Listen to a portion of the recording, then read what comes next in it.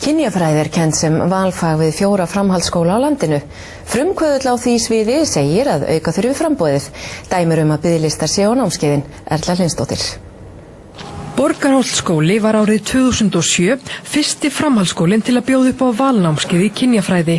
Jón Karl Einarsson, nemandi við skólan, lýsti því yfir í fjölmiðlum í gær að eftir að sitja námskeið í kynjafræði hafa hann hreinlega hætt að vera kallremba. Kennarinn hann segir það góða tilfinningu að hafa þetta mikil áhrif á nemendur. Stórkostleg náttúrulega, algjörlega stórkostleg. Og þau eru ótrúlega duglega að hvetja mig áfram. Þau senda mér svona rapport í lok hverrar annar í kynjafræðinni og þá segjaðu mér, Hanna gerði þetta skyldufagi, láttu kenna þetta í öllum skólum, byrjaði í grunnskóla.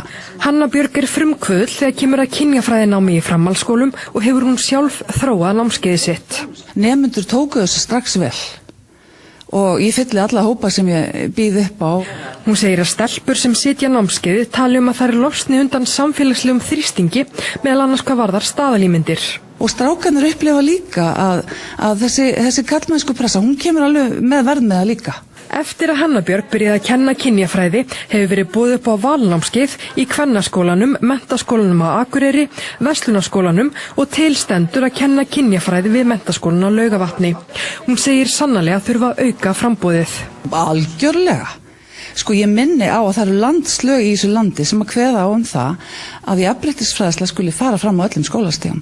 Þessu hefur ekki verið sinnt nema í okkur pónsumæli. Þetta er brýnasta verkefni í menntamálum í Íslandi.